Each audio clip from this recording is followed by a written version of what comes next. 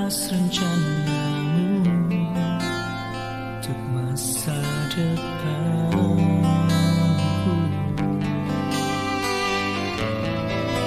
Sebagai Bapa yang baik,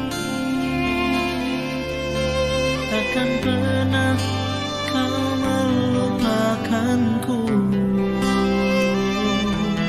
Sebagai Bapa yang sangat baik,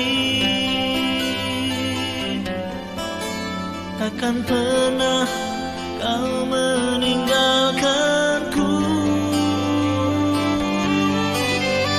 Kan menari dan bersumpah karena-Mu Yesusku, dan ku kan minum air-Mu bagai rusa rindu. Selalu ku hidup dalam-Mu dan hidup-Mu di dalamku. Oh Yesusku, Kau sangat ku cinta.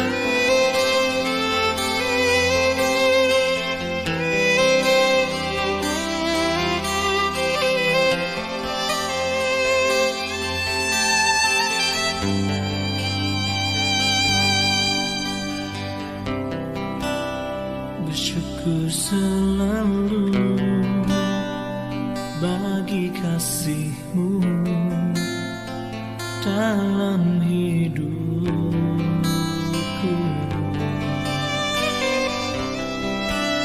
dan takkan ku ragu atas rencana-Mu untuk masa depanku.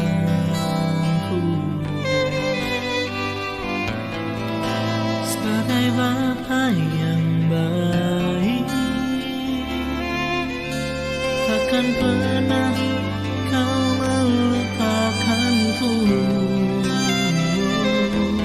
Sebagai Bapa yang sangat baik, takkan pernah kau meninggalkanku.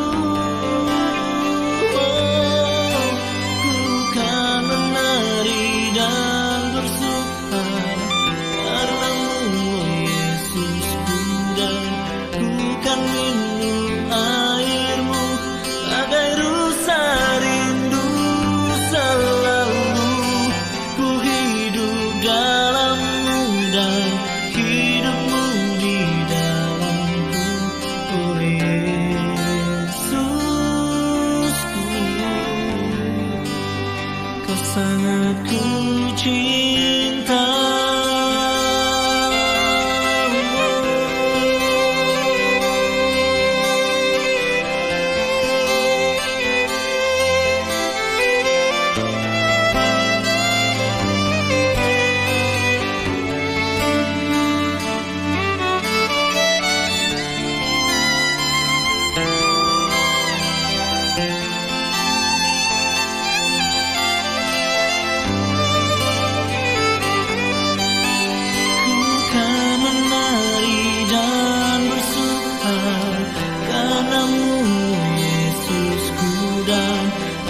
Kan minum air-Mu bagai rusa rindu. Selalu ku hidup dalam-Mu dan hidup-Mu di dalamku. Oh Yesusku, ku kan menari dan bersumpah karena-Mu kan minum air-Mu bagai rusa rindu. Selalu ku hidup dalam-Mu dan hidup-Mu di dalamku. Oh Yesusku, oh Yesusku.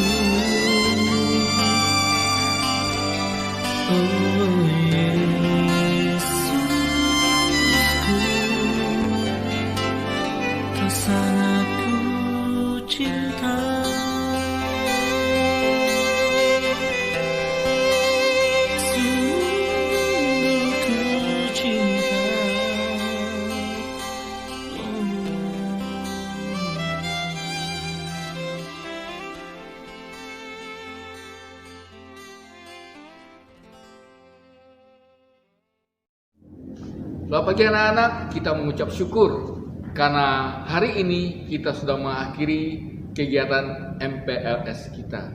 Kita patut mengucap syukur karena dalam masa-masa yang susah seperti saat ini, di mana kita masih mengalami pandemi COVID, tapi kita masih bisa mengikuti MPLS walaupun via online. Satu firman Tuhan yang akan saya bacakan sebelum kita berdoa ada di 1 Tesalonika 5 ayat 18. Mengucap syukurlah dalam segala hal, sebab itulah yang dikehendaki Allah di dalam Kristus Yesus bagi kamu. Kita berdoa. Tuhan Yesus, terima kasih kalau pagi hari ini kami akan mengakhiri kegiatan kami untuk masa pengenalan lingkungan sekolah, untuk semua kegiatan yang sudah kami ikuti, untuk teman-teman baru, untuk guru-guru yang baru, juga untuk sekolah yang baru. Kami mengucap syukur dan kami berterima kasih kepadamu Tuhan. Sebentar kami akan mendengar satu bagian firman-Mu. Biarlah Tuhan membuka hati, jiwa dan pikiran kami. Tuhan mencurahkan kuasa Roh Kudus Tuhan, sehingga kami mengerti kebenaran firman-Mu. Dalam nama Tuhan Yesus kami berdoa. Amin. Nah, anak-anak, ayat ini bicara tentang mengucap syukur. Mengucap syukur itu susah nggak sih?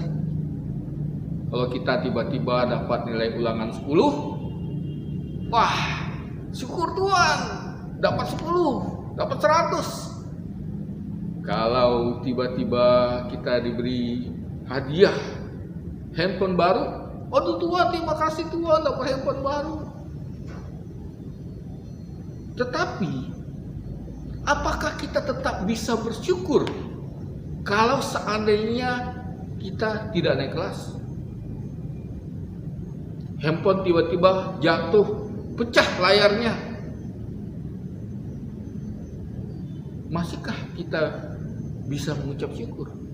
Atau tiba-tiba kita sakit, kena COVID, mesti diisolasi.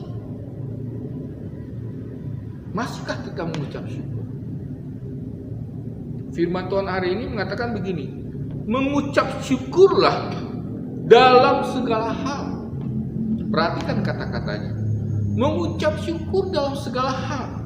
Artinya kita nggak bisa pilih-pilih, ya. Kalau hal yang enak, yang menyenangkan, kita bisa mengucap syukur. Kalau hal yang tidak enak, tidak menyenangkan, sorry Tuhan ya, yang bagian ini saya nggak bisa ucapin syukur. Nggak bisa. Firman Tuhan katakan, mengucap syukurlah dalam segala hal.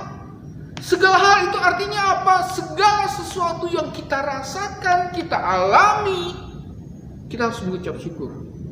Baik senang atau tidak senang, gembira atau sedih, dapat berkat atau dapat bencana. Tuhan katakan apa? Mengucap syukurlah dalam segala hal. Kenapa sih? Kok Tuhan maksa banget gitu? Udah tahu kalau lagi sedih, lagi susah, lagi nggak enak tuh susah banget mengucap syukur.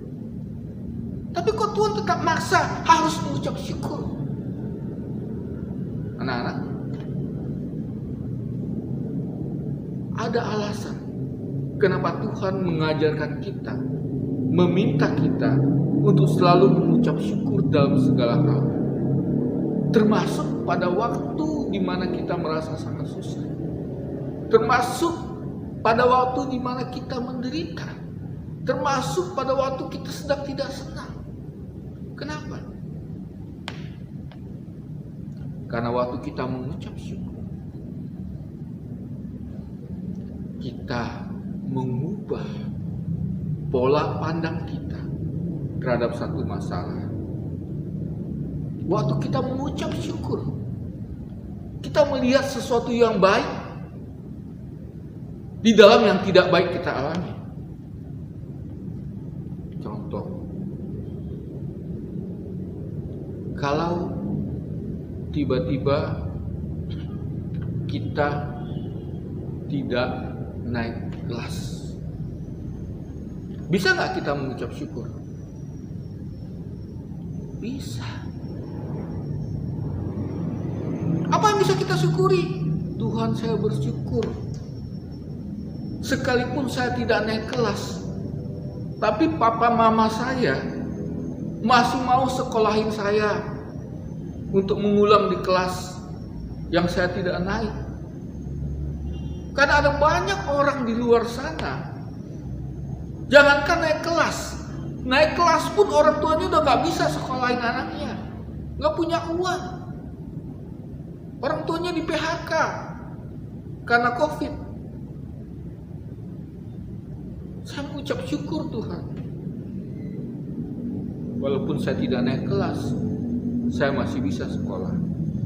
Perhatikan, pada waktu kita mengucap syukur, kita bisa melihat satu masalah dari sudut pandang yang berbeda. Ternyata di luar sana ada orang yang lebih susah, lebih menderita dari kita.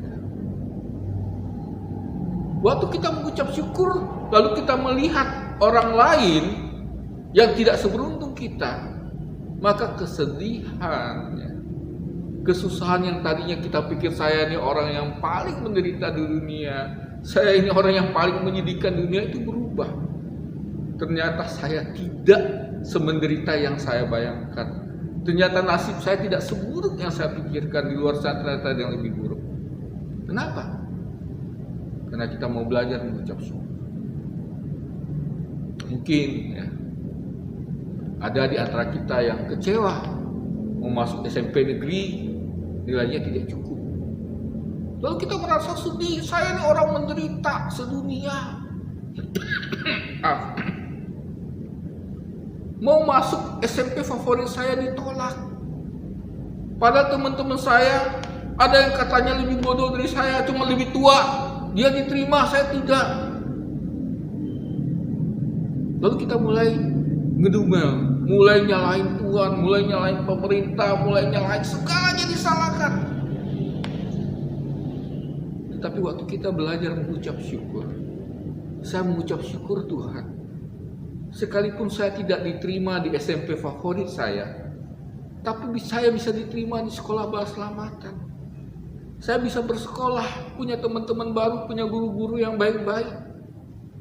Sementara di luar ada banyak anak yang karena tidak bisa masuk sekolah negeri dan orang tuanya tidak mampu membiayainya, mereka tidak bisa sekolah. Mereka putus sekolah. Mengucap syukurlah dalam segala hal. Suatu waktu saya pernah kecopetan, uang saya hilang, dan apakah saya waktu itu marah, kecewa, sumpah-sumpahin itu apa tukang copet biar ditabrak mobil sekalian, makan uang gak haram, sakit perut lu kalau belanja pakai uang gua.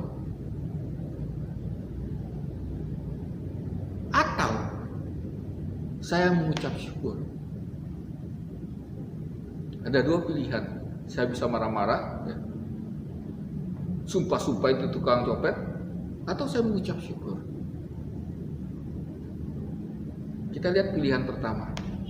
Seandainya saya marah-marah ya, saya kesel ya, uang saya hilang, saya sumpahin itu copet, saya salahin orang-orang yang gak mau bantuin saya salahin juga diri saya, kenapa saya gak hati-hati. Dan itu mungkin saya pikirkan terus, sampai saya pulang ke rumah, makan gak enak, tidur gak enak, sampai bangun gak enak, kepikiran terus tuh sama tukang copet sialan yang kemarin itu. Apakah saya bahagia? Coba lihat pilihan kedua. Waktu saya dicopet, saya mengucap syukur. Tuhan, terima kasih Tuhan, karena saya yang dicopet, bukan saya yang nyopet. Tuhan, terima kasih Tuhan, karena yang dicopet cuma uang saya. Coba kalau saya ditusuk, saya harus masuk rumah sakit, biayanya lebih lagi Tuhan. Pada waktu saya mengucap syukur, berterima kasih sama Tuhan, Apakah saya masih kebayang-bayang tukang copet sampai sore, sampai malam, gak enak makan, gak enak tidur? Tidak. Waktu saya mengucap syukur, maka semua kekesalan, kemenokolan saya, sakit hati, itu hilang lenyap, berubah dengan ucapan syukur atas kebaikan Tuhan. Jadi firman Tuhan katakan apa? Mengucap syukurlah dalam segala hal, sebab itulah yang dikehendaki Allah di dalam Kristus Yesus bagi kamu. Jadi kalau Allah ingin kita mengucap syukur dalam segala hal, itu supaya kita dapat merasakan damai sejahtera. Kita gak sakit hati, gak stres. Tuhan mau kita move on. Dengan mengucap syukur, kita bisa dengan mudah move on dari setiap masalah-masalah kita. Jadi bagaimana? Bisa mengucap syukur. Mengucap syukurlah senantiasa. Karena firman Tuhan hari ini. Kita akan berdoa untuk mengakhiri ibadah pengucapan syukur kita. Tuhan Yesus, terima kasih. Kalau pagi hari ini kami diingatkan untuk mengucap syukurlah selalu. Karena dengan mengucap syukur, kami dapat merasakan damai sejahtera dari Tuhan. Kami dapat move on dari beban kami, dari sakit hati kami, dari kekesalan kami. Dengan mengucap syukur, kami bisa semakin dekat kepada Allah. Dalam nama Tuhan Yesus kami berdoa. Amin.